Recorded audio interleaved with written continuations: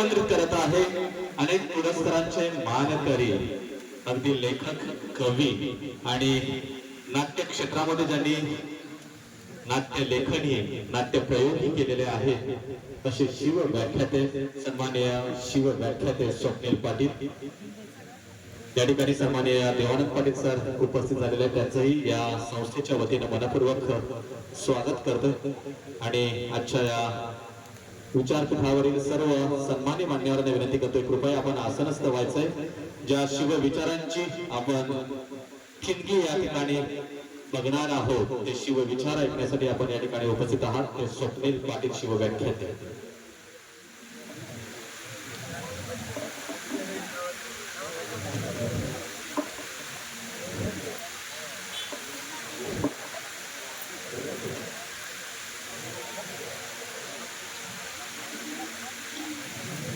गडकोट भुईकोट जलदुर्ग ज्याच्या नावात वस्तू स्वर्ग ईश्वरांच्या उभ्या राहती फौजा ज्यानं कित्येक जिंकल्या पैजा अशा माझ्या राजा आणि खऱ्या अर्थात 350-400 वर्षापूर्वी दलित गात्र झालेल्या महाराष्ट्राच्या धामण्यात पुन्हा एकदा महाराष्ट्र धर्माची मातृधर्माची या मातृभूमीविषयीची एक प्रेरणा एक अस्मिता जागृत करून ज्या महापुरुषाने तत्कालीन समाज व्यवस्थेची गरज ओळखून खऱ्या अर्थानं या महाराष्ट्राला प्रेरित केलं या महाराष्ट्राला जागृत केलं आणि या महाराष्ट्राला जागृत करून एका नव्या अध्यायाची सुरुवात केली ज्या अध्यायाचं नाव होतं स्वराज्य आणि हा अध्याय सुरू करणारे राजे होते छत्रपती शिवाजी महाराज यांना आपल्या सर्वांच्या जोरदार टाळ्यांच्या गजरामध्ये मी अभिवादन करतो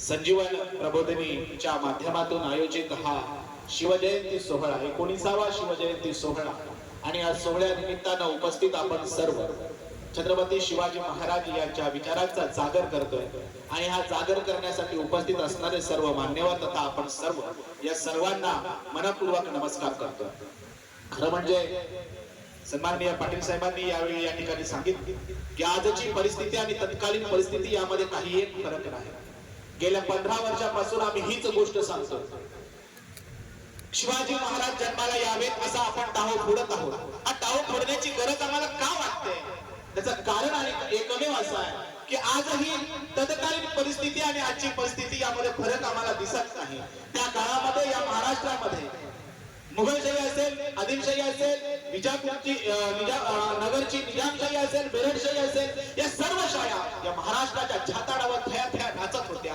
या महाराष्ट्राचं शोषण करत होत्या येथील गरीब शेतकरी कुटुंबाचं शोषण करत होत्या ही सारी परिस्थिती होती ती सर्वसामान्य रयत सर्वसामान्य जनता तत्काळामध्ये सुद्धा पीडितच होती त्यांना या ठिकाणी जगणं मुश्किल झालं होतं आज 350-400 वर्षानंतर आम्ही जर पाहिलं तर या महाराष्ट्राचीच नव्हे तर अखंड हिंदुस्थानाची परिस्थिती आज तीच आहे हे यामध्ये तीळमात्र फरक पडलेला नाही आणि मग अशा वेळी आम्ही सातत्याने ओरडत आहोत अंधार झाला आहे दिवा पाहिजे या देशाला जिजाऊंचा शिवा पाहिजे या देशाला जिजाऊंचा शिवा पाहिजे आम्हाला शिवा हवा आम्हाला पुन्हा एकदा शिवाजी राजा जन्माला यायला हवा असं वाटतं खरं म्हणजे त्या काळामध्ये सुद्धा शिवाजी जन्माला यावा किंवा असा एखादा महापुरुष जन्माला यावा असा एखादा स्त्री राम जन्माला यावा ज्यानं रावणाचं दहन करावं असा एखादा कृष्ण जन्माला यावा ज्यानं कंसाचं मर्दन करावं हे तत्कालीन समाज व्यवस्थेला सुद्धा वाटतच होतं परंतु वाटलं राम जन्माला यावा हे वाटलं कृष्ण जन्माला यावा हे वाटलं आणि कृष्ण जन्माला घालावा राम जन्माला घालावा असं वाटलं यामध्ये फरक आहे एक त्या स्त्रीला असं वाटलं की माझ्या पोटी माझ्या वरती पुन्हा एकदा असा राम जन्माला यावा ज्यानं रावणाचं मर्दन करावं पुन्हा एकदा माझ्या पोटी असा कृष्ण जन्माला यावं त्यानं कंसाला लढवावं हे वाटणारी एकमेव स्त्री म्हणजे राष्ट्रमाता राजमाता माँसाहेब जिजाऊ तिला वाटलं की हे आपण करायला हवं दुर्दैवानं आज असं होत नाही आज मला वाटत नाही की मी हे काम करावं मला असं वाटत नाही की हा बदल घडवण्यासाठी मी पहिलं पाऊल टाकावं आम्ही सातत्यानं फक्त वाट पाहतोय कुणीतरी शिवाजी येईल, कुणीतरी आज ना उद्या येईल आणि तो ही परिस्थिती बदलेल. पण मित्रांनो, असं आजपर्यंत कधीही झालेलं नाहीये. आजपर्यंत इथं कुठलाही असा अवतार झालेला नाहीये.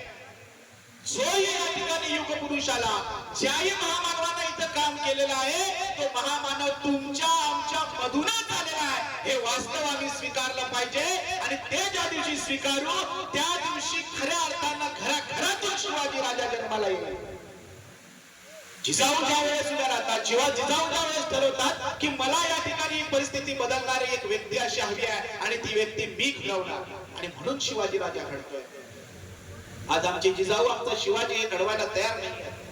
आमचा जिजाऊ आणि आमच्या शिवाजी शहाजींचं आमच्या शिवाकडे लक्ष नाहीये. आम्ही केवळ जसं आपण म्हटलं की आम्ही केवळ आमच्या व्यक्तिकेंद्रित आमच्याच त्या घोडक्यापुरता मर्यादित, आमच्याच घरापुरता मर्यादित आहोत, आमच्याच वैयक्तिक जीवनापुरता मर्यादित आहोत. कुणीतरी हा विचार करायला हवा. कुणीतरी हा विचार करून या ठिकाणी शिवाजी घडवायला हवा. तेव्हा पुढे जाऊन ही परिस्थिती बदलेल.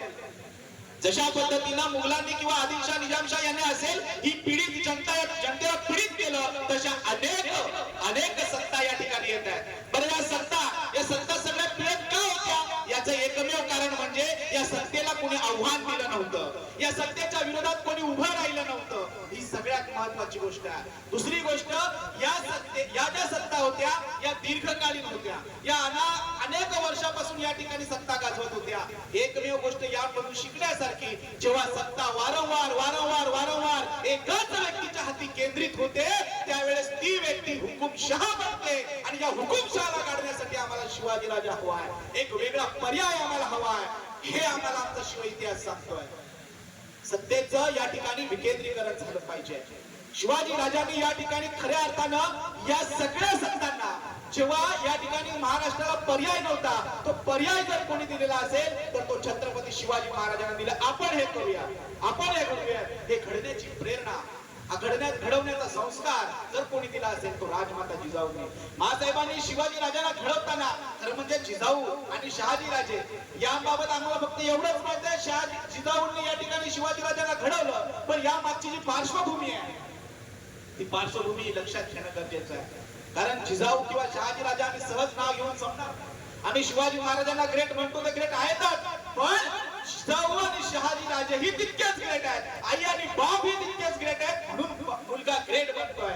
ज्या जिजाऊंनी ही प्रतिज्ञा घेतलेली का मी माझ्या बाळाला, माझ्या मुलाला या ठिकाणी या महाराष्ट्रासाठी समर्पित करते, एक स्वराज्यासाठी समर्पित करते, त्या महासाहेबांनी केवढं मोठं दुःख झेललेलं आहे.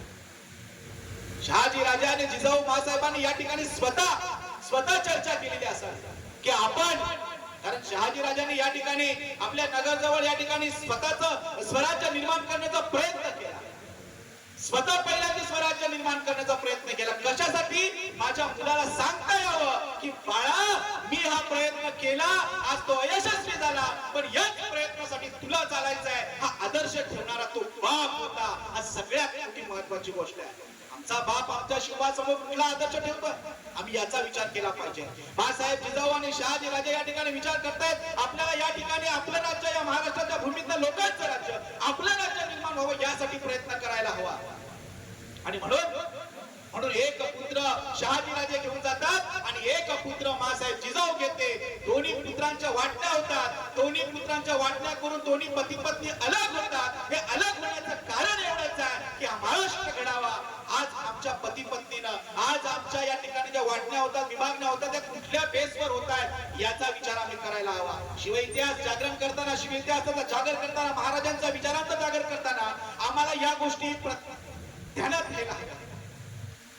शिवाजी राजांना या ठिकाणी मासाहेब घेऊन पुण्यामध्ये येतात, तर शहाजी राजांसोबत त्यांचा मोठे पुत्र संभाजी राजे जात आहेत. शहाजी राजांनी त्या ठिकाणी जे राज्य निर्माण करण्याचा प्रयत्न केला ते राज्य स्वयंभू होतं. भलेही ते आदिलशहाच्या कृपेने असेल किंवा आदिलशहाने त्याला दिलेला असेल, पण शहाजी राजांचा थाट आणि तिची सगळी राजव्यवस्था ही एका राजासारखी होती. हे आम्हाला नाकारून जमणार नाही. एक मराठी माणूस या ठिकाणी आदिलशहाच्या तोडीनं त्या ठिकाणी बंगळूरमध्ये राज्य करतोय आणि त्याच वेळी महाराष्ट्रामध्ये पुणे सुपे प्रांतामध्ये या ठिकाणी खऱ्या अर्थानं शहाजी जिजाऊ मासाहेब बाळ शिवाला घेऊन अशा पद्धतीने तू राज्य करे सांगतायत. हे घडवायचे, हे त्याला शिकवतायत, त्याला सांगतायत या ठिकाणी 10,000 वर्षापूर्वी राम जन्माला आला रामानं कृष्ण रावणाला ठार केलं, रयतेला सुखी केलं आणि लोककल्याणकारी राज्य निर्माण केलं. तो तुझ्या माझ्यासारखा हाडामासाचा सर्वसामान्य माणूसच होता. तू सुद्धा तसाच आहे. तुला सुद्धा रामासारखंच काम करायचं आहे.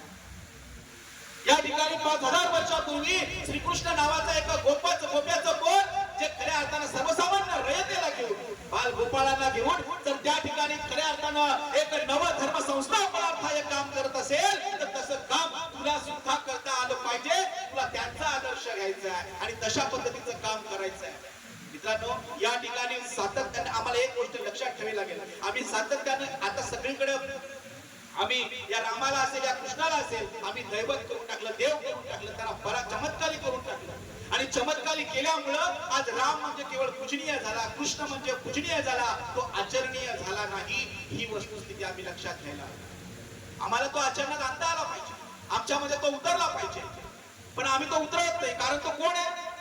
तो देव आहे. आपल्याला काही देव होता येणार नाही. जिजाऊनी हे नाही सांगितलं तुला कृष्ण व्हायचंय, देव नाही व्हायचंय. देव तुला लोक त्या ठिकाणी दैव, आपण नंतर त्यांना देव म्हटलंय, पहिल्या प्रथम ती माणूसच आहे. तुमच्या आमच्यासारखी सर्वसामान्य माणसं आहेत हे शिकवलंय आणि तुला त्यांच्या सारखं व्हायचं आहे हे सांगितलंय. म्हणून शिवबाग म्हणतोय, म्हणून शिवबाग घडला. शिवाजी महाराज ज्या वेळेस हे सगळा संकल्प घेऊन हे सगळा विचार घेऊन या गावात खेड्यापाड्यामध्ये गेले असतील लगेच काही माणसं उभी राहिली नसतील. सर्वसामान्य माणसापर्यंत जावं लागतं. इथली सगळ्यात मोठी ताकद जर परिवर्तन घडवायचं असेल, जर क्रांती घडवायची असेल तर क्रांती घडवण्यासाठी सगळ्यात मोठी ताकद कोण असेल तर ती सर्वसामान्य रयत, सर्वसामान्य जनता हीच मोठी ताकद आहे. हिच्यापर्यंत जा, माणसापर्यंत जा, प्रत्येक माणसाला जाऊन भेट आणि त्याला सांग आपल्याला असं काम करायचं आहे. सोपं आहे का? एका सरदाराचा पुत्र आहे तो. सरदाराचा पुत्र म्हणजे राजाच होता. तत्कालीन सर्व सरदार जहागीरदार स्वतःला राजेच समजायचे, म्हणजे त्या अर्थाने ते राजकुमारच होते. तळागाळातल्या माणसापेक्षा निश्चित मोठे होते आणि तरी सुद्धा आपलं पद, प्रतिष्ठा, मान, सन्मान सारं विसरून जेव्हा एका झोपडीमध्ये राजा जातो, शिवबा जातो आणि म्हणतो आपण चला खेळूया, मी तुमच्यातली कांदा भाकर खातोय, जशी कृष्णाने खाली. जसा माझा राम त्या ठिकाणी वनवासात गेला आणि वनवासात जात असताना प्रत्येक त्या आदिवासी समाजातील प्रत्येक माणसाला, त्या वनवासी समाजातील प्रत्येक माणसाला भेटला आणि त्याला उभं केलं रावणाविरुद्ध धर्मासाठी, येथील चांगल्या संस्कृतीसाठी, चांगली संस्कृती उभी करण्यासाठी राम सुद्धा वनवासात गेलेला आहे. त्याने सर्वसामान्य रयतेला उभं केलेलं आहे. ही गोष्ट आम्हाला नाकारून जमणार नाही. असंच काम तुला करायचं आहे. जर गोकुळातल्या त्या गोप्यांसोबत कृष्ण खेळत असेल, वनवासातल्या त्या वनवासी सोबत राम राहत असेल तर तुला सुद्धा दऱ्याखोऱ्यात राहणाऱ्या मावळ्यांसोबत राहता आलं पाहिजे, त्यांच्यापर्यंत जाता आलं पाहिजे. आम्ही कधी याचा विचार केलाच का? शिवाजी महाराज सर्वसामान्य रयतेपर्यंत जातोय, राजा सर्वसामान्य रयतेपर्यंत जातोय, आम्हाला जाता येत नाही. आम्ही आमच्या शेजारच्या घरात जात नाही, शेजारच्या घरात जात नाही, शेजारच्या घरामध्ये काय चाललंय हे पाहत नाही. शहरामध्ये आपण पाहिलं असेल, शेजारच्या घरात कुणी मृत्यू झाला तर ते बाजूच्या घराला माहित होत नाही. आम्ही सगळेजण कुंभमंडूपी झालो, आमच्याच विहिरीपुरता आम्ही मर्यादित राहिलो. याच्या पलीकडे आम्हाला जगच राहिलेलं नाहीये. कुठली व्यक्ती कामावरून आल्यानंतर शेजारच्या घरामध्ये जाते? अहो, तुमच्या आमच्या आजी आजोबा, आमचे बाबा, माझे वडील आल्या ठिकाणी कामावरून आल्यानंतर मंदिराच्या पायऱ्यावर त्या पारावर बसायचे, एक सगळी लोक बसायची. आजही काही गावांमध्ये म्हातारी माणसं बसतायत, ते जी गोष्टी करतायत, ते ज्या गप्पा करतायत, त्या गप्पा या गाव विकासाच्याच असतात. आपल्याला काय करता येईल शेतीच्या असतात. यावर्षी पाऊस कसा असेल, परंतु झालंय असं आम्ही यापैकी कुठलीही गोष्ट आज करत नाहीये. आम्ही कुठल्याही माणसापर्यंत जाऊन पोहोचत नाहीये. आज आम्ही फक्त आणि फक्त आमच्या पुरता जगतोय. राजाने मला त्याच्या इतिहासातून एक गोष्ट नक्की सांगितलेली, तुला तुझं कर्म करत असताना ते कर्म करून, वैयक्तिक जीवनातील कर्म करून तुला या लोकांपर्यंत जाता आलं पाहिजे, प्रत्येक माणसाला उठवता आलं पाहिजे, निस्वार्थपणे जाता आलं पाहिजे. ही सगळ्यात महत्वाची गोष्ट आहे, ती होणं गरजेचं आहे. आणि हा मला माझा इतिहास, माझ्या राजांचा इतिहास मला हे शिकवतो. आम्हाला अशा पद्धतीनं जगता आलं पाहिजे, अशा पद्धतीनं करता आलं पाहिजे. आमच्या मुलांपर्यंत ही गोष्ट नेता आली पाहिजे. पण झालंय कसं? आमच्यातच नाही, आडातच नाही, तर पोऱ्या देणार कुठून? माझ्यात जर ती गोष्ट नसेल तर मला ती उतरवता येणार नाही. जिजाऊंमध्ये, शहाजी राजांमध्ये ती गोष्ट होती. मी मगाशीच म्हटलं, शहाजी राजाने पहिला प्रयत्न केला, याचा अर्थ बापानं एक आदर्श घालून दिला होता. बापानं सांगितलं होतं की बाळा, मी प्रयत्न केला, याचा पुढचा प्रयत्न तुला करायचा आहे. हा आदर्श त्यानं त्याच्या समोर ठेवला होता. आम्हाला असा काही आदर्श ठेवता येईल का? आमच्या मुलांसमोर काही, जर बापच त्या ठिकाणी बाटली फोडून ग्लास भरत असेल मुलासमोर, तर मुलाने कुठला आदर्श घ्यायचा? घराघरामध्ये भयानक परिस्थिती आहे, गावागावामध्ये भयानक परिस्थिती आहे, भयानक परिस्थिती आहे, अत्यंत भयानक परिस्थिती आहे. तरुण पिढी अत्यंत म्हणजे अगदी व्यसनाधीन झालेली पाहायला मिळते. ज्या तरुण पिढीच्या खांद्यावर खऱ्या अर्थानं राष्ट्र निर्माणाची, राष्ट्र निर्मितीची आणि राष्ट्र उन्नतीची त्या ठिकाणी त्याच्या खांद्यावर ते भार आहे, तो ओझा आहे, ते पेलण्यासाठी आमची पिढी या ठिकाणी सक्षम राहिलेली नाही. कारण विचारच नाही. विचारांचं प्रबोधन गेल्या 19 वर्षापासून आज तर या ठिकाणी ठाकरे साहेब करत असतील. हे करण्यामागचं कारण काय? खरं म्हणजे त्यांना आणखी वेगवेगळ्या प्रकारचे कार्यक्रम करताही आले असतील, पण सातत्यानं मी पाहतोय 19 वर्ष ही सारी टीम केवळ आणि केवळ याच विचारांचं प्रबोधन करते. आज ना उद्या या ठिकाणी खऱ्या अर्थानं अशी असंख्य माणसं तयार होतील आणि तीच माणसं या ठिकाणी समाज उन्नतीकडे धावतील. ही एक अपेक्षा, एक अपेक्षा. का साहेब तुम्हाला वेगळा कार्यक्रम करता आला नसता? शिवजयंतीचे अनेक कार्यक्रम होत असतात. मला वाटते यापूर्वी मोठे मोठे वक्ते तर या ठिकाणी आलेच, पण एका वर्षी आपण या ठिकाणी भीमनगर ते शिवाजी अंडरग्राउंड इन भीमनगर मल्ला असं एक नाटक आणलं होतं. आपण ते पाहिलं असेल. केवढं भारी आणि केवढं सुंदर आणि केवढं प्रबोधनात्मक नाटक. हे का करताय? हे का होतंय? पुन्हा का करावं लागतं? याचं एकमेव कारण म्हणजे या सगळ्या टीमच्या वर्षाताई असतील, आमच्या ऋषिकेश सावंत असतील, निलेश गायकवाड असतील, भाऊ असतील, या सगळ्यांच्या डोक्यामध्ये ही संकल्पना पक्की आहे की आपण भले आज या ठिकाणी कमी असतील, इथले सगळे गेलेले असतील, काम मी सुरुवातीलाच म्हणालो, या ठिकाणी जर काम व्हायचं असेल, खरोखर संघटनात्मक संस्थात्मक काम करायचं असेल, तर ते काम करण्यासाठी सर्वसामान्य रयतेचीच गरज आहे. हे सगळ्यात महत्वाचं आहे. कारण हे बाकी कोणी काही करू शकणार नाही, आपल्याला करावं लागेल. शिवाजी राजांनी स्वतः ठरवले मी करणार आहे, मला जायचंय. म्हणूनच तर 1645 साली रायरेश्वराच्या त्या देवालयामध्ये सर्वसामान्य पोरांना गोळा करून राजा त्या ठिकाणी सगळ्यांना म्हणतोय आपल्याला या ठिकाणी आपल्याला या सगळ्या शाया उठवून टाकायच्या आहेत आणि प्रतिज्ञा घेऊया, आपल्याला या ठिकाणी आपल्या न्यायाचं हक्काचं स्वराज्य निर्माण करायचं आहे. ही प्रतिज्ञा घेत आहे. कोणासोबत? सर्वसामान्य त्या मावळ्यांसोबत, त्यांच्या अंगावर कपडेही नाही तो, त्यांना सोबत घेऊन एवढं मोठं स्वप्न पाहायचंय. स्वप्न पेरलंय. आम्हाला तसं स्वप्न पेरता आलं पाहिजे आमच्या मुलांमध्ये. आमची स्वप्न केवळ आणि केवळ IAS IPS नको, IAS अधिकारी तू जरूर हो, पण असा IAS अधिकारी हो की लोकांना वाटला पाहिजे हा शिवाजी आहे, यानं खऱ्या अर्थानं शिवाजी सारखं वागलं, त्यानं समाजासाठी काम केलं पाहिजे. परंतु जर आमचे IAS अधिकारी एवढे उच्च विभूषित अधिकारी जर भ्रष्टाचार करत असतील, जर ते भ्रष्ट होत असतील, तर मग आमच्या शिक्षणाचा उपयोग काय? याचा अर्थ आम्ही संस्काराची पेरणी केली नाही. राजा झाला, राजा छत्रपती झाला, तरी सुद्धा तो ग्राउंडलाच राहिलेला आहे, सर्वसामान्य रयतेमध्येच राहिलेला आहे. हा आमचा शिव इतिहास आम्हाला सांगतोय. आम्हाला तशा पद्धतीनं काम करता आलं पाहिजे. सर्वसामान्य रयतेपर्यंत पोहोचता आले म्हणजे एक व्यक्ती उभी करता आली पाहिजे. पाटील साहेबांनी मग सांगितलं एक व्यक्ती त्यांनी हेरलेली आहे, त्यांनी एक व्यक्ती उचललेली आहे, त्या व्यक्तीला तशा पद्धतीनं कार्यप्रवृत्त केलेला आहे. मी शिक्षक आहे, माझे शिक्षक म्हणून मला माझ्या वर्गातील एक हिरा निवडता आला पाहिजे, त्या हिऱ्याला पैलू पाडला पाहिजे. केवळ पगार घेणं माझं काम नाहीये, मला त्याला निवडता आला पाहिजे. मी कुठल्याही क्षेत्रात असेल, मला त्या क्षेत्रामध्ये त्या क्षेत्रातला शिवाजी होणं क्रमप्राप्तच आहे. तसं होत असेल तर शिवजयंती साजरी केली असं म्हणता येईल. अन्यथा शिवाजी महाराज की जय आणि सुखी उपभोगायचं आणि झोपायचं या पलीकडे आपल्याकडून पुन्हा काहीच होणार नाही. आणि ही वर्षानुवर्ष अशाच पद्धतीनं साजरी होईल. पुन्हा एकदा युवराज ठाकरे गेल्यानंतर आणखी एखादा थोडी प्रयत्न करत राहील. यांच्या प्रयत्नाला आपल्याला साथ देता आली पाहिजे. खरं म्हणजे युवराज भाऊ तुमचे कौतुक करावं तेवढं थोडं आहे.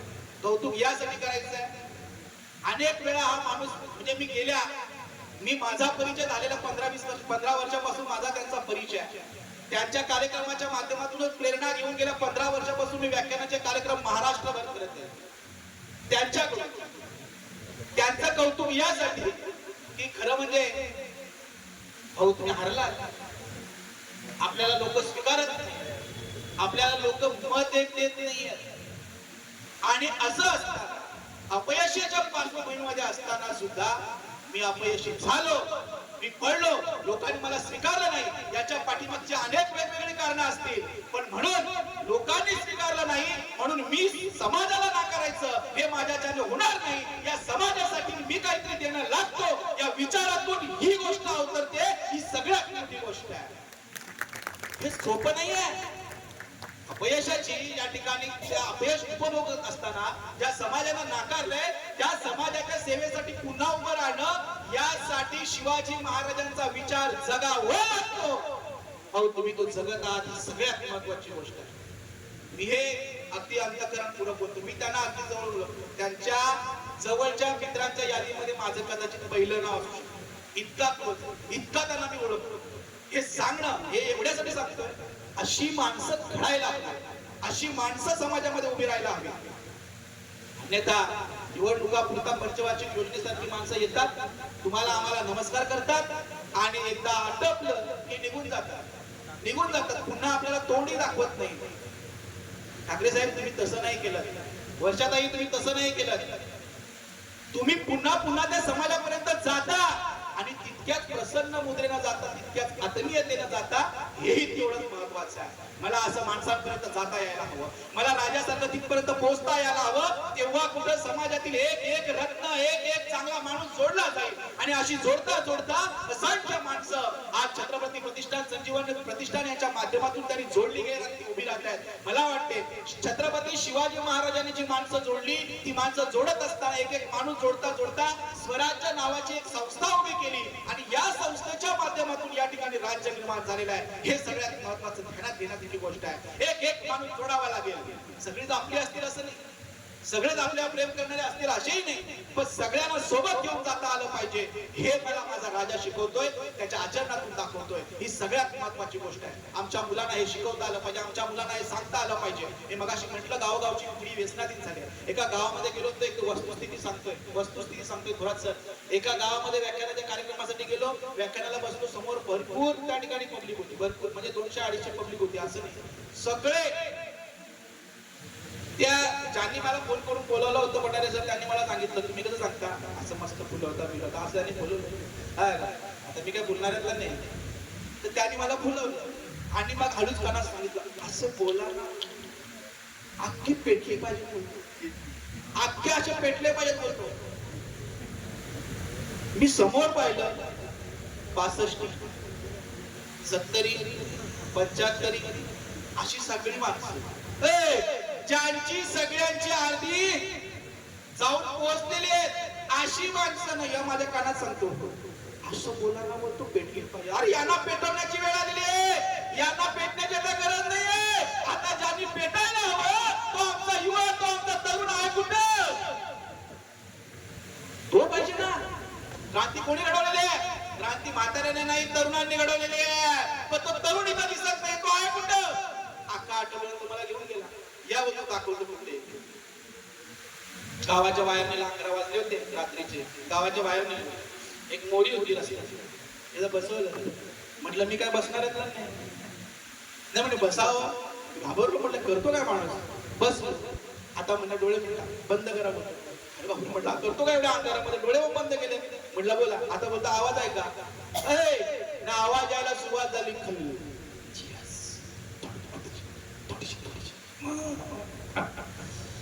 म्हटलं आवाज येतो कुठून? आता बोलतो मोरीच्या खाली, बोलतो पायपामध्ये वाकून बघा. मी वाकून पाहिलं, अख्ख्या गावाची पोरं खाली, अख्ख्या गावाची पोरं खाली. आणि शिवजयंतीच्या त्या विचार प्रबोधनाच्या कार्यक्रमामध्ये अख्खी 70. आम्ही पेटवायचं कोणाला? आम्ही सांगायचं कोणाला? इथे माणूस उभा राहणार कसा? खरं म्हणजे या तरुणांपर्यंत आम्ही पोहोचायला हवं, त्यांच्यापर्यंत आम्ही जायला हवं, त्यांना हे सांगायला हवं. पण दुर्दैव असं झालेलं आहे, दुर्दैव असं झालेलं आहे, त्या 60, 65 आणि 70च्या लोकांचं पण चुकलेलंच आहे. यांनी याच्या पोराला कधी नेऊन तिथं बसवलंच नाही. तो बसेल कशाला? तो बसणारच नाही, तो येणारच नाही. मला सांगा ना, आज गावागावामध्ये हरिनाम सप्ताह होतात का? हरिनाम सप्ताह होतात. कोण असते कीर्तनाला? काय वाईट आहे? कीर्तन वाईट आहे का? ज्या संत महापुरुषांचा विचार त्या ठिकाणी सांगितला जातो, त्या कीर्तनाला तिथं कोण आहे बसलेलं? ज्यांना घरात नाही काम, ते म्हणतात राम, ते बसलेलं तिथं. पण खऱ्या अर्थानं गावाला पुढे नेण्यासाठी ज्यांची गरज आहे, तो तरुण मात्र कुठेतरी मोरीवर, कुठेतरी रस्त्यावर, कुठेतरी झाडाखाली, कुठेतरी मोकळ्या मैदानामध्ये बसलेला आहे. तो या मैदानात बसायला तयार नाही, कारण त्याला आणण्यासाठी आमची जिजाऊ आणि आमचा शहाजी राजा तयार नाही. बाळा हे काम तुझं नाही, अगोदरच सांगतात. याच्यात काय तू पडू नको. आम्हाला अजूनही वाटतं शिवाजी जन्माला यावा, पण तो दुसऱ्याच्याच घरात, ही आमची सगळ्यांची मनस्थिती आहे. त्यामुळे आमची पोरं घडत नाहीत. आमच्या आई वडिलांनी नेलं पाहिजे. आपल्यापैकी किती जणांची मुलं या ठिकाणी येऊन बसले असतील, किती जणांच्या बायका या ठिकाणी आल्या असतील. आपण आणतो सगळं जयंतीचा कार्यक्रम आपण केला पाहिजे नाही. ए बाळा उठ, आज सकाळी लवकर उठायचंय, तुला तयारी करून त्या ठिकाणी यायचंय. जयंतीचा कार्यक्रम आहे, माझ्या राजाची जयंती आहे, तिथं असा असा कार्यक्रम तू पाहिला पाहिजे. हे सांगण्याची हिंमत आमची नाही, सांगतच नाहीये, बिलकुल त्याचा विषयच नाहीये. हे आमच्या जिजाऊने आमच्या शहाजीनं केलं ना, मला वाटते या सगळ्या कार्यक्रमाचं सार्थक होईल. आणि ज्या माणसानं या कार्यक्रमाची 19 वर्षापूर्वी मुहूर्तमेढ रोवली, त्या माणसाला समाधान लाभेल. त्यांच्या समाधानासाठी करा असं मी अजिबात करणार नाही, ते त्यांचं काम करतच राहणार आहे. पण केवळ किमान मी ज्या राजाला मानतो, ह्या राजासाठी तरी मला तेवढं करता आलं पाहिजे. पण आमच्याकडून तसं होत नाही. आम्ही शिवाजी महाराजांचा इतिहास सांगत राहिलो. अफजल खान, शाहिस्ता खान याच्या पुढे आम्ही कधी गेलोच. आम्हाला प्रत्येकाला असं वाटतं की इथं आल्यानंतर या व्यक्तीने काय सांगितलं पाहिजे, अफजल खान कसा मारला सांगितलं पाहिजे, या व्यक्तीने काय सांगितलं पाहिजे, शाहिस्ता खान कसा तोडला हे सांगितलं पाहिजे. पण तो आम्हाला सगळ्यांना हा सगळा इतिहास पाठच आहे, तो तोंडपाठ आहे. आज गरज आहे या तलवारी पलीकडचा, या युद्धा पलीकडचा शिवाजी राजा कसा आहे, त्याचं चरित्र खऱ्या अर्थाने काय, त्याची पार्श्वभूमी काय, ही जेव्हा आम्ही समजून घेऊ त्यावेळेस खऱ्या अर्थाने आम्हाला या ठिकाणी शिवजयंती साजरी केली असं म्हणता येईल. मला पक्क ठाऊक आहे का 1:30 वाजत आलेला आहे. माझा 1 वाजता कार्यक्रम होता, तो आता तुषार टाकलीने फोन करून कॅन्सल केला, म्हणजे त्याशिवाय ऐकायचं नाही. आणि तुम्हाला पण भूक लागली असेल म्हणून मी लवकरात लवकर 1 अर्ध्या पाऊण तासामध्ये आटोपते घेतो. हा तेव्हा माझी काही चूक नाहीये. मला त्याने सांगितलं की 1 तास बोलायचंय, तर फक्त 15 मिनिटं कमी केलेली आहे. हरकत नाही, 5-10 मिनिटात संपवू टाकू. माझा राजा हा दूरदृष्टी संपन्न राजा आहे. बरोबर आहे की आपण बोलतो दूरदृष्टी संपन्न राजा आहे. त्याची सगळी दूरदृष्टी आम्हाला माहिती आहे. म्हणजे अगदी या विजयदुर्गच्या त्या परिसरामध्ये, समुद्रामध्ये, या ठिकाणी जेव्हा ब्रिटिश आपल्या देशामध्ये आले आणि या ब्रिटिशांनी असा विचार केला की मराठे महाराष्ट्रामध्ये जर खरं राज्य करायचं असेल, यात शिरायचं असेल, तर खऱ्या अर्थाने हे पहिले दुर्ग आहेत, जे समुद्री किल्ले आहेत, हे पहिले उद्ध्वस्त केले पाहिजे किंवा ते आपल्या ताब्यात घेतले पाहिजे. हा विचार या ब्रिटिशांनी केला आणि म्हणून त्यांचं लक्ष गेलं त्या विजयदुर्गच्या किल्ल्यावर. त्याने असं ठरवलं की हा किल्ला आपण उद्ध्वस्त करूया किंवा हा किल्ला आपण ताब्यात घेऊया. आणि तो ताब्यात घेण्यासाठी म्हणून त्यांनी एक 3 गलबत तयार केली. त्या काळी ब्रिटिशांची ज्या गलबत होती किंवा बोटी होत्या, या अत्यंत प्रभावशाली होत्या, अत्यंत चांगल्या होत्या. त्यांनी त्या तयार केल्या. त्याच्यावर प्रचंड प्रमाणामध्ये दारुगोळा त्या ठिकाणी भरला आणि एक काही क्षणामध्ये आपण त्या ठिकाणी पोहोचायचं आणि त्या ठिकाणी काय करायचंय, बॉम्ब हल्ला करायचाय, तो गोळा टाकायचा आणि तो किल्ला उद्ध्वस्त करायचा. एवढी साधी सोपी योजना होती. रात्रीची वेळ होती, अमावस्येची रात्र होती, काळीकुंट रात्र होती. कुणालाही ठाऊक नव्हतं की त्या किल्ल्यामध्ये राहणाऱ्या लोकांनाही ठाऊक नव्हतं की अशा पद्धतीने आपल्याला हल्ला होणार. ठीक आहे, या बोटी निघाल्या. पहिली बोट निघाली. पहिली बोट अत्यंत वेगाने निघाली, जवळजवळ जाऊन पोहोचले. आता त्याच्या कॅप्टनने, त्या बोटीवरच्या कॅप्टनने सांगितलं की अमुक एक अंतरावर गेल्यानंतर आपल्याला त्या ठिकाणी इशारा मिळाली, तर लगेच बत्ती द्यायची आणि त्या ठिकाणी बॉम्ब धडकला पाहिजे, तो गोळा धडकला पाहिजे. अशा पद्धतीने सगळी योजना होती. त्या ठिकाणी ती बोट अत्यंत वेगाने निघाली, पुढे सुसाट सुटली आणि काही अंतरावर गेल्यानंतर एक 15 किलोमीटरचं अंतर राहिलं नसेल आणि तेवढ्यामध्ये ती बोट ब्लास्ट झाली. ती बोटच फुटली. पाठीमागून येणाऱ्या दुसऱ्या बोटीनं पाहिलं, असं कसं घडलं? आजूबाजूला पाहिलं, कुठल्याही प्रकारचा त्या ठिकाणी प्रतिकार करणारी व्यक्ती आजूबाजूला दिसत नव्हती. वारा शांत होता, समुद्रही शांत होता, सगळं शांत होतं, आजूबाजूला कुठली व्यक्ती दिसत नाही. मग ही जी बोट आहे, ही बोट ब्लास्ट कशी होते? पण वेळ कमी आहे. ही बोट ब्लास्ट झाली हे तिथल्या लोकांना कळल्याच्या अगोदर आपण त्या किल्ल्यावर जाऊन पोहोचलं पाहिजे, आपण त्या किल्ल्यापर्यंत गेलं पाहिजे. तो किल्ला आपल्याला ब्लास्ट करायचा आहे, तो उडवायचा, तो उद्ध्वस्त करायचा आहे. कॅप्टनने सूचना केली. अत्यंत वेगाने ती दुसरी बोटही निघाली. दुसरी बोट निघाल्यानंतर अगदी 15 किलोमीटरच्या अंतरापर्यंत जात नाही, तोच ती दुसरी बोट ही ब्लास्ट झाली. समुद्राच्या इतक्या खोल कोणी असेल का की अजूनही या ठिकाणी कुठला कृष्ण आहे का जो सुदर्शन चक्र फिरून सोडतोय? नक्की घडतंय का? नक्की घडतंय काय हे कळतच नाहीये. पाठीमागून तिसरी आणि शेवटची आणि अंतिम बोट येत होती. त्या बोटीतल्या कॅप्टनने पाहिलं काहीतरी गडबड आहे, दोन्ही बोटी त्या ठिकाणी ब्लास्ट झालेल्या आहेत आणि हे करतंय कोणी आजूबाजूला दिसत नाहीये. नक्की भूताटकी असली पाहिजे. तसंही शिवाजी राजांना त्या ठिकाणी भूताटकी प्रसन्न होते. असंच म्हटलं जायचं औरंगजेबाच्या राज्यामध्ये की हा माणूस इथून पळून गेला, याला पंख आहे, त्या भूताटकी उडून जातो, अदृश्य होतो, हे सगळ्या गोष्टींची हवा होती. कदाचित ब्रिटिशांना कशी असावी. ब्रिटिश कॅप्टन म्हणतोय की काहीतरी गडबड आहे, आता आपण थांबलं पाहिजे, आपली बोटीचा वेग कमी केला पाहिजे. आपण जर पुढे गेलो तर आपल्या बोटीचं ही ब्लास्ट होईल. आणि त्यांना ऑर्डर दिली आहे स्टॉप, थांबा, कुणी पुढे जाऊ नका.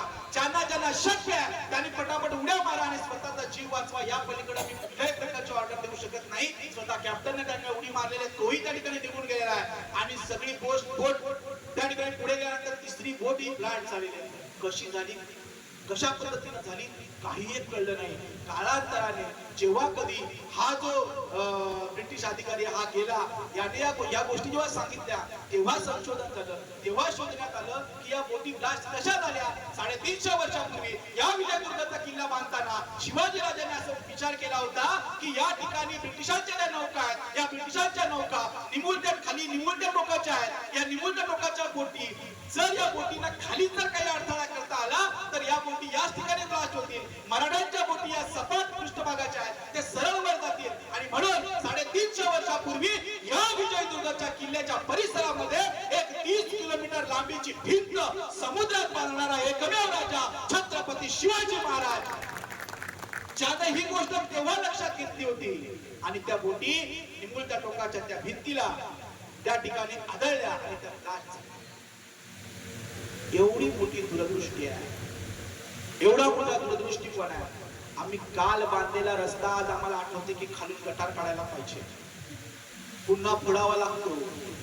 आम्ही बांधलेल्या ब्रिजला चौथ्या दिवशी भगदाड पडतो. आपल्याकडच्याच गोष्टी आहेत. आंबाडीचे ब्रिज बांधला, दुसऱ्या दिवशी भगदाड पडलो होतो. या सगळ्या गोष्टी होत आहेत. आमच्याकडे आले कुठली दूरदृष्टीपणा? आमच्याकडे हा दूरदृष्टीपणा नाहीये. आम्ही फक्त म्हणतो शिवाजी महाराज की जय जय. या जयच्या पलीकडे आम्हाला कुठल्याही प्रकारचा विजय मिळवता येत नाही. आम्ही शिवाजी महाराजांचा इतिहास सांगतो तो केवळ आणि केवळ करमणूक करण्यासाठी. बरोबर आहे? करमणूक हे करमणूक पुरता नाहीये. आम्हाला आमचा इतिहास म्हणजे करमणूक नव्हे तर कर्म करण्यासाठी प्रवृत्त करणारा सांगता आला पाहिजे. तेव्हा शिवाजी आमचं कर्म, ते कर्मासाठी मला प्रेरणा मिळाली पाहिजे, प्रवृत्त झालो पाहिजे. जसे साहेब तुम्ही झाला, तुम्ही प्रवृत्त झाला, हे केवळ बोलण्यासाठी नाही. नावी छत्रपती प्रतिष्ठा महाराजांच्या नावाने जेव्हा अशा पद्धतीने काम उभी राहतात, तब्बल 19 वर्षापर्यंत चालतात. लवकरात लवकर या सगळ्या सोहळ्याची 50शी महाराजांनी एक माणूस असा जोडला, एक माणूस असा उभा केला. आम्हाला असं संघटनात्मक काम करता येईल का? अहो आमच्या गावामध्ये आटोपतच घेतला. आमच्या गावामध्ये आपल्या गावामध्ये, माझा गाव खूप चांगला, आपल्या गावामध्ये 2-3 माणसं आहेत ना माझ्या गावात, ती जाऊन सांगतील म्हणून बोलतो. आपल्या गावामध्ये मयूरभू, आपल्या गावामध्ये म्हणजे आपल्या सगळ्यांच्या गावामध्ये एक गोष्ट आहे. आपल्यातला एखादा तरुण उभा राहतो, काहीतरी चांगलं करावा. ते गोरे सर किती वर्षापासून ते पर्यावरणाचं घेऊन बसले. सर कोणी येतच नाहीये, कोणाला काही पण नाहीये. बरं गोरे करतात का? मागे घ्यायचा, उगाच हा माणूस मोठा व्हायचा. उगाच हा माणूस मोठा व्हायचा. माझ्यासारखा एखादा तरुण पुढे येऊन येण्याचा प्रयत्न करतो. त्याच वेळेस अनेक लोक पाय खेचायला तयार असतात. आपल्या मुलांनी पुढे जायचं नाही. येऊ दे एखादा दुसरा, तो चालेल, पण हा भयंकर आहे. हा पुढे जाऊन आपल्याला डोकेदुखी होईल. परंतु अशा पद्धतीनं आपण एक माणूस जो उभा राहायचा प्रयत्न करतो, त्या प्रत्येक माणसाला आपण मागे खेचण्याचा प्रयत्न केला आणि मागे खेचल्यामुळं नवं नेतृत्व या ठिकाणी आलं नाही. विश्वनाथ पाटलासारखं एखादं नेतृत्व जेव्हा उभं राहतं, एखादी नेतृत्व उभं राहतो, हे उभं राहिलं केवढा मोठा संघर्ष आपण सगळ्यांनी पाहिलेला आहे. पण तसं नेतृत्व पुन्हा आता उभं राहण्याची हिंमत तरी करील का? त्यांची आजची परिस्थिती पाहता प्रयत्न तरी करेल नाही. आपण फक्त खेचण्याची कामं करतोय, आपण कुणालाही बळ देत नाही. शिवाजी राजांना या ठिकाणी त्यांनी जी माणसं उभी केली, या माणसांनी बळ दिलेलं आहे. शिवाजी महाराजांची ताकद कोण असेल तर ती सर्वसामान्य रयत आहे. मला जर नायक होता येत नसेल तर नायकाच्या पाठीमागे उभं राहण्याचं काम तरी आम्हाला करता आलं पाहिजे. आमच्याकडे तेही होत नाही. आम्ही नायकाच्या पाठीमागे उभंही राहण्यासाठी तयार नाही आहोत. उगाच नाही माणसं केली. त्या नायकानं त्या सगळ्या आपल्या सवंगड्यांवर तितकंच प्रेम केलेलं आहे, त्यांना तेवढाच जीव लावलेला आहे. अन्यथा काय गरज होती व तानाजीला मरण्याची? काय गरज आहे? अहो साधी गोष्ट, घरामध्ये लग्न आहे ना, लग्न आणि आपल्याला तर माहिती आहे लग्न कार्य असल्यानंतर आपण केवढे उत्साही असतो. अलीकडे तर हा लग्नाचा उत्साह एवढा वाढलेला आहे त्याची आता काही बोलण्याची सोयच राहिली नाही. इतका प्रचंड ओतप्रोत उत्साह वाढलेला आहे. कारण आपल्याकडे सगळ्यांकडे एकही माणूस आपल्याकडे गरीब राहिलेला नाही, सगळ्यांकडे पक्का पैसा आलेला आहे. हा सुदैवानं तो वडोदरा तिकडनंच गेला, बरा इथून मरीतून गेला नाही, तर आपला पण भिवंडीवाल्यांसारखा झाला असता. हा प्रचंड पैसा, मग तो घालवायचा कसा? म्हणून आमचे सगळे लग्न सोहळे अशा पद्धतीने होतात. असो, त्याच्यामुळे इतरांना रोजगार मिळतो असा आपण एक सकारात्मक बाजू बघूया. परंतु सांगण्याचा मुद्दा एवढाच आहे की लग्न सोडून जाणारा तानाजी आम्हाला माहितीये, गेला गेला तो शिवाजी महाराजांचा होता म्हणून गेला. एवढं सोडून आपण फक्त बोलतो ना, आपण फक्त बोलतो. काय बोलतो? का तानाजी लग्न सोडून गेला, बस इथपर्यंत आपला विषय संपतो. आधी लगीन मग माझ्या, एवढंच आपण बोलतो. आपल्या पोपटाला पण तेच शिकवतो. बोल बाबू, हा आधी लगीन पंढराचं, मग माझ्या रायबाचं. आधी प्राधान्य आपण घेतलेल्या स्वकर्माला आणि मग माझ्या प्रपंचाला ही शिकवण मला माझा तानाजी देतोय. आम्हाला देता येते का? आमच्या प्रपंचाच्या पलीकडे आम्ही जायला तयार नाही. समाज बिमाज गेला, आता बोलता येत नाही. सांगायची गोष्ट अशी की खऱ्या अर्थानं आम्ही तसं वागत नाही. मग आता बघा ना, साधी सोपी गोष्ट. दोन महिला होत्या, बहिणी, पत्रिका आली जवळच्या जवळच्या एका नातेवाईकाची पत्रिका आली. पत्रिका आल्यानंतर मोठ्या बहिणीला दिली, दुसऱ्या गावामध्ये गेल्यानंतर छोट्या बहिणीला दिली. लग्नाची पत्रिका आहे, लग्न जवळच आहे आणि महिलांचा उत्साह तुम्हाला आम्हाला सगळ्यांना माहिती आहे. चांगला असतो उत्साह, म्हणजे मी काय वाईट सांगतो अशा काही भाग मागे तर परत काय अजून गडबड व्हायची आहे की नाही. आता काय झाले, जातीवरून काय पटकन वेगळा बोलू शकत नाही, महिलांवरून काय बोलू शकत नाही. मी शिक्षक आहे पठारे सर, अहो आता मारायला पण बंदी आली, डोळं मोठं करायला पण बंदी आली, असा हात लावायला पण बंदी आली. असा हात लावला तरी पोरगी सांगते माझा हात घेतला. अशा पद्धतीचे सगळं वातावरण, ही वस्तुस्थिती आहे आणि अत्यंत भयानक आहे. मी चांगलं सांगतो, फक्त उदाहरण सांगतोय. मोठ्या बहिणीला पत्रिका आली, छोट्या बहिणीला पत्रिका आली. मोठ्या बहिणीने छोट्या बहिणीला संध्याकाळी फोन केला, काय काय जमे, पत्रिका आली का? आली. साडी दिली का? दिली. कशी आहे? 250ची आहे. सगळं बोलणं बिलणं झालं, सगळी तयारी झाली. बरं मग कसं जायचं, कोणत्या पार्लर मध्ये जायचं, कशी तयारी करायची, कोणाकडे, सगळं नियोजन झालं. महिनाभरावर लग्न होतं, सगळी तयारी झाली आणि एवढं भोगलेलं लग्न. लग्न म्हणजे भोगण्याचीच गोष्ट आहे, बरोबर की नाही भाऊजी? लग्न म्हणजे भोगण्याचीच गोष्ट आहे. भोगत राहिल्या आणि त्या भोगता अगदी जवळ लग्न आलं आणि काय मजा, त्या दोघींची सगळी तयारी केली, मस्तपैकी केली. एकीने विचारलं जायचं कसं? ती म्हणाली आमच्या आहोत काय तयार नाहीयेत, भाऊजी येतात का विचार. ते बोलले ती कुठे येतात, बोलतो रात्रीचे येतील 9 साडेनऊ ला, त्यांचा वेगळाच कार्यक्रम असतो. बरं ठीक आहे असं बोलल्यानंतर मग आपण असं करूया, तू ये कंडिशन नाक्यावर, तिथंच रिक्षा करून आपण दोघी जाऊ. दोघी जणी आल्या खंडेश्वरी नाक्यात.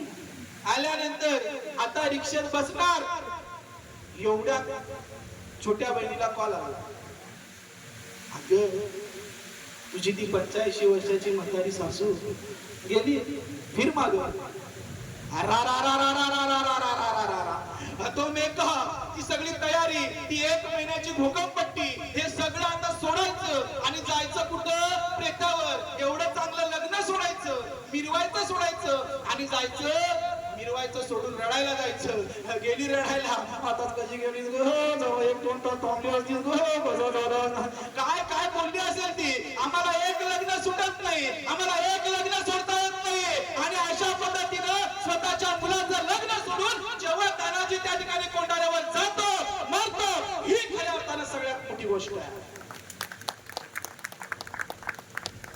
आम्ही हे लक्षात घेतलं पाहिजे. जेव्हा मी सामाजिक काम करतो, काय युवराज ठाकरेंना काय कामं नसतील का दुसरी? त्यांचेही घर आहे, त्यांचीही शेती आहे, त्यांनाही वैयक्तिक काम असेल.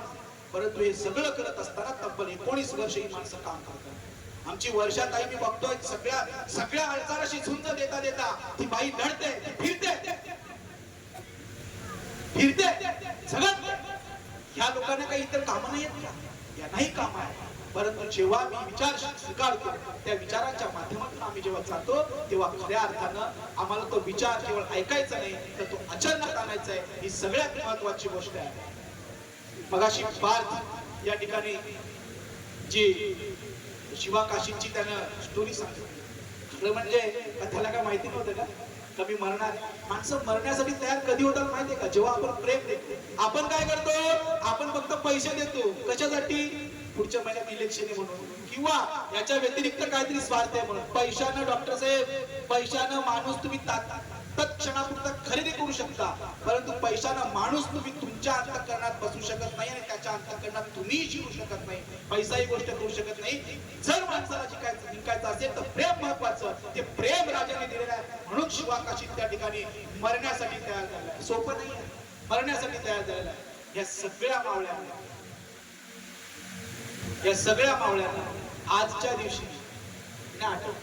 आजच्या दिवशी नमस्कार करण्याची गरज आहे.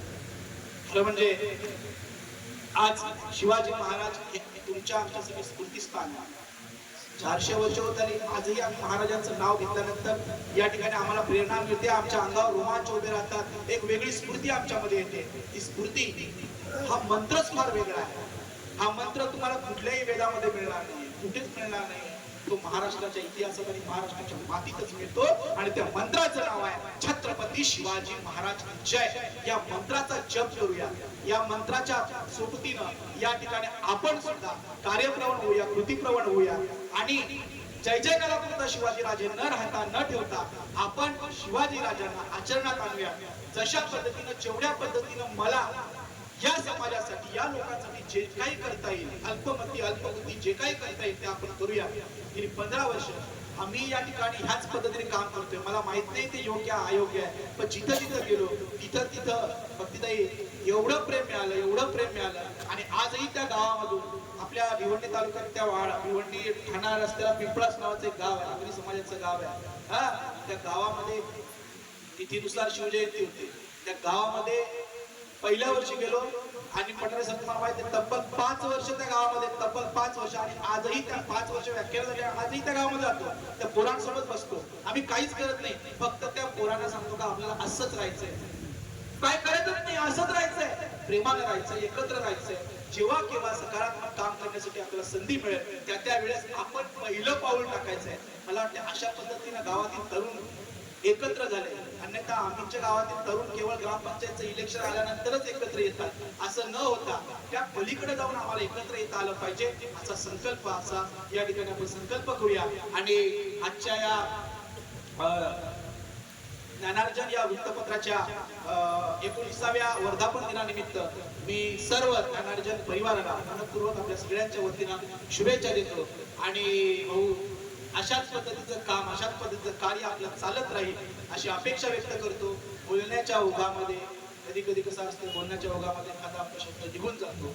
कधी कधी जास्त बोलल्यामुळे कोणाला लागते. खरं म्हणजे बोलायचं खूप होतं. आजची कुटुंब व्यवस्था, आजची समाज व्यवस्था, परंतु आपल्याकडे भाषणं फार असतात आहे. तर त्या सगळ्यांमध्ये जो मूळ मुद्दा असतो तो कधी कधी बाजूला होतो. तर तो राहिला असेल तर त्याच्याबद्दल क्षमा. कोणाचं मन दुखावलं असेल तर त्याच्याबद्दल काही क्षमा नाही. मी जे बोललो ते सत्य बोललो, एवढं मात्र मी नक्की सांगतो. आणि एकदा माझ्यासोबत माझ्या आवाजा एवढाच आवाज कधी काढला तरी चिका. माझा दुसरा कार्यक्रम आहे, थोड्या वेळात 3रा, 4था आणि 5वा. माझा आवाज पडलेला नाही, तुमचाही आवाज पडणार नाही अशी अपेक्षा व्यक्त करतो. आणि एकदा गर्जना देऊया. क्षत्रिय कुलाचा सिंहासनाधीश्वर राजाधिराज महाराज छत्रपती शिवाजी महाराज के, छत्रपती संभाजी महाराज के. धन्यवाद. जय जिजाऊ, जय शिवराय. क्या बात है स्वप्नील.